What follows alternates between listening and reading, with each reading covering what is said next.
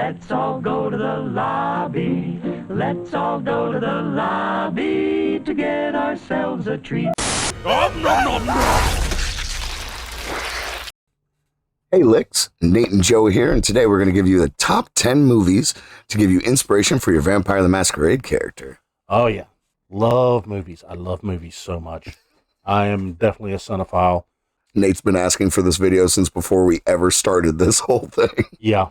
All right, well, when I started playing the game, there were already some really good classic vampire movies out, and then also, early 90s through mid-90s, was an awesome time to be into vampire movies. Really was. It was. So much great stuff came out. In no particular order, we're not ranking anything here. This is just something, if you go through and watch it, if you've already seen it, maybe go back and watch it again. And, having been introduced to the world of darkness, it might give you a fresh perspective on it. And if you haven't seen it, give you some ideas for your game. And there is absolutely nothing wrong with ripping off from movies and books. We do it all the time. All the time, including Nightwing. Yeah, including one of our players in the game that is Nightwing.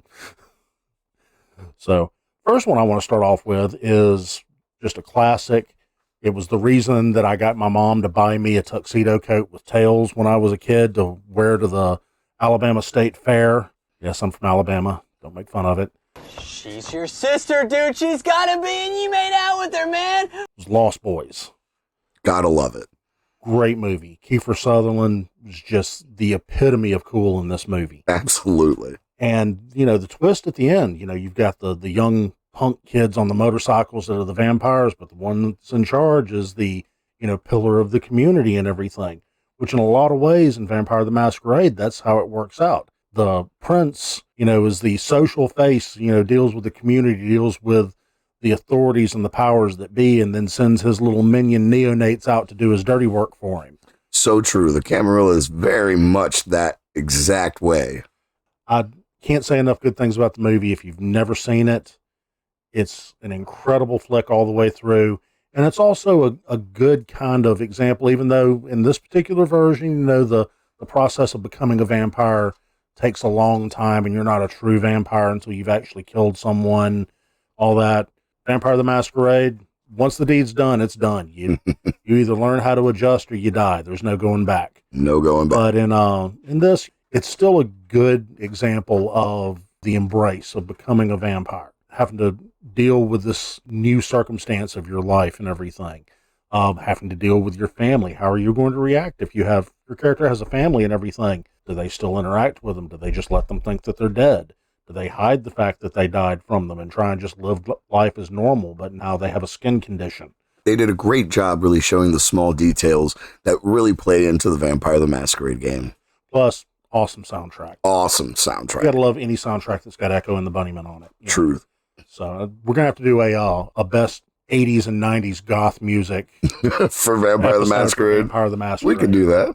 Yeah. All right. Then the next one after that we're going to go to is the Anne Rice Vampire Chronicles movies. Of course, Interview with the Vampire was outstanding. When I first heard that Tom Cruise was going to be playing Lestat. Yeah! Perfect! Perfect! Just burn the place! I had a stomping, cussing, throwing things fit because I could not see it. I was like, this is a horrible idea. It's horrible casting, but oh my God, did he come through. There's no way I can even think of the character of Lestat without seeing his face now. Yeah, seriously. He did such a great job. Brad Pitt, perfect. Phenomenal. Kirsten Dunst's first movie and everything, and she just nailed it. She was creepy and just, encapsulated everything. And then, of course, Antonio Banderas. Man couldn't even speak English yet. Did a great job. Astounding job. So this is another good movie to watch if you're trying to get sort of a feel for that old world vampire and everything. Maybe if you're playing an Elders game where, your characters are a little bit older, or if you just want to have some ideas for how the Elders that are in your game, the Ancella that have been around since, the turn of the century or something, how they might behave and how they might act. And they did a really good job at, portraying that inhuman otherworldliness that you would develop after a time. I think it's a good example of, one, a character fighting to try and retain some part of their humanity, when surrounded by others that just, let go of the wheel and let whatever happens happen. On to Queen of the Damned. Okay, not the greatest vampire movie. There's some good parts in it. There's some good acting in it. There is. I don't hate this movie, but compared to Interview with a Vampire, nowhere near as polished, nowhere near as good. But once again, gives you some good ideas about how to work things out for, vampire society. The club scene. Club scene was great. Great. Also, one of the best soundtracks. Phenomenal soundtrack. I mean, anybody who fits Godsmack into their soundtrack is. Yeah, well, and Jonathan Davis, he went in and wrote all this music just based around Queen of the Damned, what they gave, the material and everything, and he did a phenomenal job on it. One thing I want to point out, especially about the Anne Rice books, movies, and everything else like that, Nate spoke about if you're playing an Elders game, an older vampire game, maybe something even set in the Victorian age, it's great for this. Absolutely. But even if you're playing in modern day, and if you have chosen the clans of Toreador, Ventru, possibly even La Sombra, these upper echelon kind of vampire clans, you're going to get so much inspiration from so many of those characters. Oh, yeah, absolutely. I tell people, you want to play Bruja, watch Lost Boys. Watch Lost Boys. You want to play, a Toreador, Ventru, like you said, La Sombra, Interview with the Vampire, Queen of the Damned, awesome things. Or for that matter, you could say that Lestat in Queen of the Damned was the epitome of an I don't care like Sabat Toreador. Agreed. It's like the James Dean line, what are you rebelling against? What have you got? Absolutely. Both of those outstanding movies. The next one, once again, 2 movies. My personal favorite is the Subspecies films, particularly 1 and 2. 1, they're all filmed in Romania. They are beautifully shot. I mean, some of the compositions and everything in these films is just incredible. The characters in them, Radu is menacing, abominable, just horrible character. He's such a great villain. And the fact that he's always got just blood running out of his mouth and everything. And to me, it's like somebody took, a stereotypical La Sombra and a Nosferatu and just crammed them together into this one character because it shows aspects of both clans. Really does. Really, really well. It's another great movie, if nothing else, just for the mood, especially if you wanted to play a European Chronicle. This would be a great one for it. It could be great for, getting ideas for a Semiche campaign. Absolutely. Just the way it's shot, everything about it, a lot of the older vampire lore in it and everything, the stuff that came specifically from that area of the world, Romania, Hungary, the Balkans, places like that, how the people, even at that time, still, held on to a lot of these myths and legends in their everyday life. I've been to Transylvania. I've been all over Romania. And, yeah, I've been to Dracula's castle, dude. I believe that. It was cool as all get out. Why am I not surprised at all? It was cool as all get out. Yeah, there's a lot of that's still there. Now, a lot of it's, a little more tongue-in-cheek, but, when I was over there back in, the late 90s, early 2000s, a lot of the older people still were like, you don't want to be out walking around after dark and everything, and you're like, oh, why, muggers? And they're like, no, Mr. Boy. And I'm like, oh, okay. Oh. Yeah. All right. Well, you guys still believe in this stuff. And so I'm not going to buck it. I'll stay right here. The hotel had a really nice bar. There you go. But yeah, definitely recommend those movies. Can't recommend them enough. And it's something that flies under the radar for a lot of people, especially since they were made as long ago as they were. This is, 90, 91 was when the first one came out, I think. Next, Bram Stoker's Dracula. I am Dracula. The absolute classic. The GOAT. Francis Ford Coppola. I can't say enough about how good of a job he did. Everybody in it was great. Gary Oldman was phenomenal. As he is in everything. Yeah. And so the way they portray Dracula in this, the whole love story aspect, the fall from grace, the damnation, but still holding on to that last little bit of humanity enough to care, about Mina and everything. It was phenomenal. The special effects in it are great. I loved, the Wolfman setup and the half bat and everything that he did, where he turns into a bunch of rats, and they all go scurrying out and everything when he turns into the green mist and stuff. Probably one of the best movies to show so many of the different capabilities of vampires in Vampire the Masquerade itself. Yeah. Because, I mean, we're talking animalism, we're talking protean, I mean, various things every which way. Celerity and potence were there. Absolutely. And you got domination, you have dominate, you have every little bit. Presence is there. See me, you know. Absolutely. I mean, it was just, it was so good. But yeah, that's definitely, that would be high up. If we were ranking this, that would be close to my top spot. Oh, no doubt. Top 3 at the very lowest. Yeah. Now, the next one is my personal favorite of all-time vampire movie, and if you've never seen it, I'll forgive you, but you need to watch it immediately. And this is Near Dark. This, I've had a lot of friends over the years call it Cowboys and Vampires and other things. It's got Lance Hendrickson. Bill Paxton is amazing. He is chewing on the scenery in every single scene that he is in this movie. Yeah, he is. Severin is my favorite character of all time. This is, anytime I want to introduce somebody to the Sabbat and how like a nomad Sabbat pack would operate, this is the movie I tell them to watch. Absolutely, no doubt. It's 100% a nomad Sabbat pack just terrorizing the countryside. Absolutely. And they pick up this farm kid. One of the girls that's supposed to feed on him and everything picks him up. She ends up biting him. He becomes a vampire, and then he gets thrown into this world just like with no warning, no breaks, no nothing, just bam, nothing but blood and death and fiery death under the sun in it. All they were missing was the shovels. Yeah, exactly. That's the only thing they were missing is having a shovel party for him. But, I mean, it is an outstanding movie, and it's worth the watch, if for nothing else than for Bill Paxton and Lance Henriksen's performance in it. So, next is The Hunger. Ooh. This is more of a slow burn. This is an early 80s David Bowie film. And it's about a pair of vampires. Well, at least you think it is at the beginning. I'm not going to spoil anything for you, but it's about a pair of vampires that are trying to keep their romance alive through the ages and everything, and having to deal with the fact that they have to feed on people. And it's just really beautifully shot, very art noir.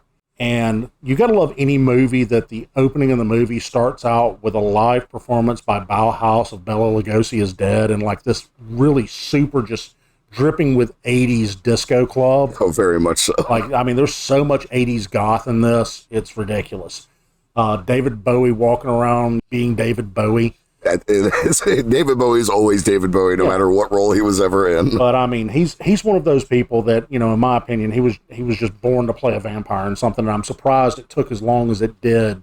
And what really shocks me is this movie did not get the notice that it really should have. Because I mean, it's the story itself. I don't want to spoil anything for anybody. If you've never seen it, watch it. Seriously, you will not regret it. Like I said, it's a little bit of a slow burn. It's not, you know, a jump out blood and guts all the time kind of movie like Near Dark is, but just the story itself is what makes this. And it's really gives you a good idea. To me, it's kind of like, you know, what an Incarnu vampire, one that's trying to separate themselves from vampire society overall might be like. Absolutely. Okay, after The Hunger, might get a little controversy out of this. Wesley Snipes in Blade. Oh, man. Let me start this one off a little bit. I don't care what anybody says. You can give me flack all you want. I loved the original Blade, and we're talking only the original Blade. What Nate and I have discussed about this specifically is just how vampire society works in so many ways. How, you know, the whole group will run a whole city. They may not be doing things legally in totality to get the money to keep the lights on, but they're getting it done. That show of absolute force and brutality when necessary, but otherwise sticking to the shadows to really find their way. And I don't care what anybody says, Wesley Snipes playing that character, I think he did an amazing job. Yeah, and also this movie shows like a really good example of using ghouls. Oh, yeah. I mean, they're familiars thing. That's ghouls. I want to say that's probably the best interpretation of ghouls in any movie. I mean, Renfield will always be Renfield. Yeah. But Renfield was a singular thing. Having a whole almost army of ghouls doing your bidding during the day and such is absolutely Vampire the Masquerade in totality. 100%. And I mean, you know, Renfield was great and everything, but he was also, you know, he was insane. You know, he just did his little thing and all that, and he was more of a plot device. He was something, you know, for an info dump. He was. Whereas in Blade, they show what happens when they go in and, you know, they ghoul the higher-ups in the police department, as well as officers on the street, politicians, business people, and they create this, you know, web of influence through the humans that they've ghouled. Agreed. Who they've turned, you know, in Blade terms, they've turned into familiars. That gave me so much fodder for game. Oh, yeah. Absolutely. All right, my next one, and everybody's going to freak out over this one, because this is not a vampire movie. But I talk to people and they're like, oh yeah, you know, I like the setting, I like the idea behind it, but I don't like the idea of, you know, whole games or whole parts of games being nothing but vampire politics. And so I tell them, if you want Vampire Politics 101, watch Goodfellas. True. Because being a vampire in modern times is basically being in the mafia. Yep. So if you want to see how, like, the Camarilla would operate, or for that matter, how Sabat Ventru, how La Sombra, Giovanni would operate, watch Goodfellas. Mm-hmm. I mean, everything about it just, to me, screams vampire society, because it's people living, you know, outside the law and having their own community and everything that they have to answer to. They may not care about humans' laws, but they still got to care about the prince's laws. Yep.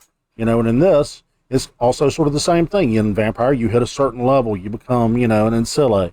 Mm-hmm. And so at that point, you're a made man. You know, if somebody touches you, there's going to be repercussions and everything. Whereas if you're a neonate, if you're just a lick running the street, you know, it's kind of open game on you until you've been made.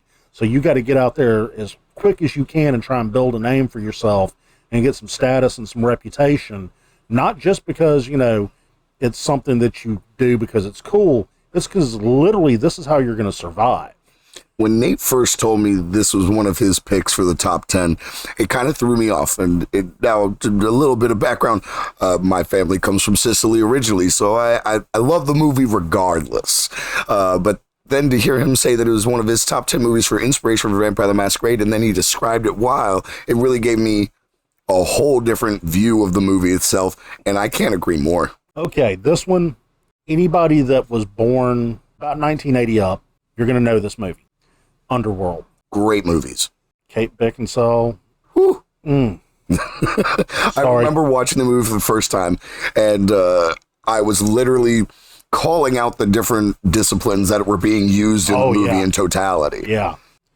Love the way the movie's shot. It's all dark. Everything's in shades of blue with just little flashes of red. The great thing about this one is, you know, most of the time in a vampire game, if you're playing in a city, you're not thinking that werewolves are a big threat because they're out in the country. Not necessarily, son. They can pop up anywhere. And this is a great example of what would happen if a group of werewolves started infiltrating a vampire city. Absolutely. Once again, I just can't get over, you know, when I saw this movie for the first time, it was like seeing The Matrix the first time. It really was. Blown away by the way it was shot and everything. The storytelling on it is phenomenal. And of course, you know, there's that part at the end where all of us that had, you know, played that one story that White Wolf put out back in the day were like, Abomination! Abomination!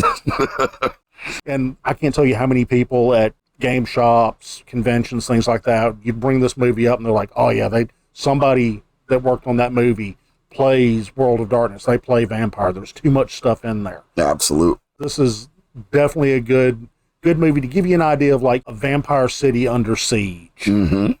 Be a really good inspiration for that kind of storyline. Even when you're close to the apex predator, you're still prey to something else. Yep.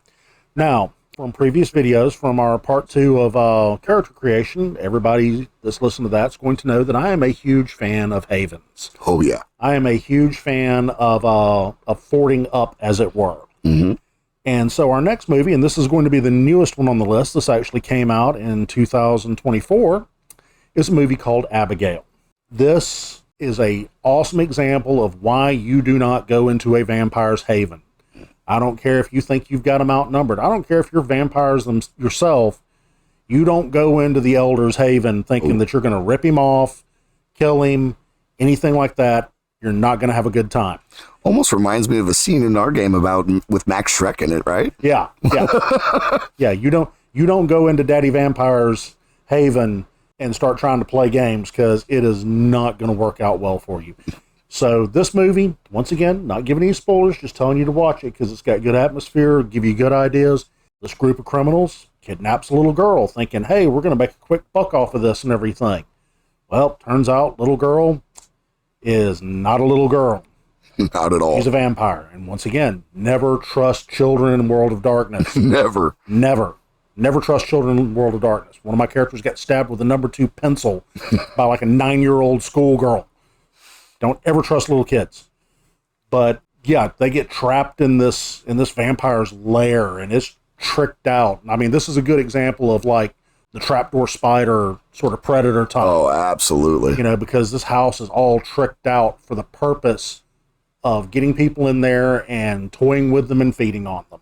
Makes you wonder what Macaulay Culkin's character from Home Alone, Kevin, would do if he was embraced as a vampire. That would be all right. I'm officially adding Home Alone to my vampire inspirational movies. Absolutely doing it, because yes, that I would love that particular campaign. That would be great. Be pretty dope? You guys give up, or you're thirsty for more? Merry Christmas, Happy Holidays, everybody. Yeah. Let's all think about what Kevin would do if he had supernatural powers on top of the will and capability to make all those traps in a house. Yep, that would be great. I'm envisioning it now. Well, all right, guys, that has been Lick Bates' top 10 movies for inspiration for Vampire the Masquerade. Hope you check them out. And if you've got a movie that we didn't mention that you personally think is, you know, a great inspiration, or maybe if you play and it's, you know, something that you use for inspiration in your own game, leave it in the comment below. If you think that any of our picks were stupid, also leave that in the comment below. We'd love to hear it. Always like, you know, a little constructive criticism. Of course. Just don't mess with me about Near Dark, Blade, or Goodfellas. Those are all 3 hills that I will die on. Once again, for Lick Bait, I'm Nate. And I'm Joe. Have a good night, Licks.